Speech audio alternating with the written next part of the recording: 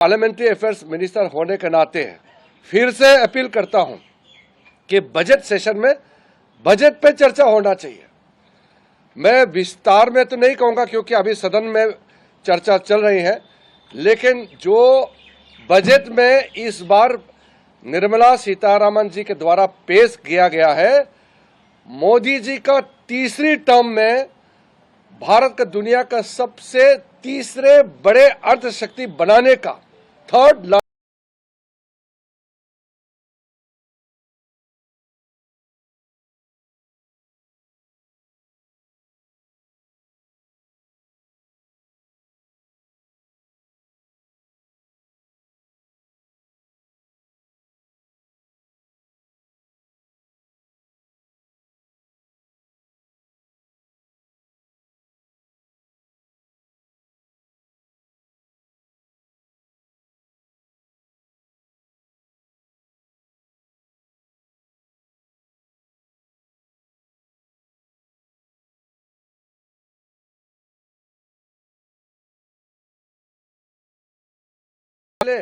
किसानों के लिए जो प्रावधान है, इसको चर्चा क्यों नहीं करते हैं?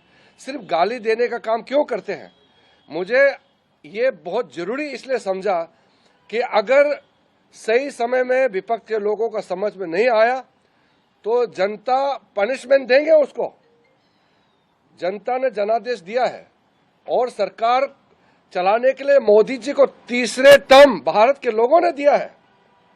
हम अपने आप सत्ता में नहीं आया। मोदी जी को तीसरे टर्म प्रधानमंत्री बनाने के लिए यह जनादेश भारत के जनता का है और भारत के जनता का इस निर्देश को आप इस एक गलत तरीके से अपमान करके और नैरेटिव बदलने का कोशिश करते हैं, ये बिल्कुल सही नहीं है। बजट सेशन, बजट पे चर्चा होना चाहिए। बताइए ना, इतना हिस्टोरिक जो बजटरी एलोकेशन हुए हैं हर सेक्टर के लिए, कैसा खर्चा करना चाहिए वो बताइए ना। विपक्ष के लोगों को ये बताना चाहिए कि इतना बड़ा बजट को खर्चा करने के लिए और क्या क्या कदम उठाना चाहिए, वो बताओ ना, सुझाव दो। सुझाव देने के लिए बजट सेशन होता है, यहाँ गाली गलौज देने के लिए बजट सेशन नहीं होते हैं। मैं बहुत अफसोस के साथ कह रहा हूं, लेकिन अपील भी कर रहा हूं कि कल पहला दिन बजट में जो विपक्ष के लोगों ने हरकतें की है वो दोबारा नहीं होना चाहिए।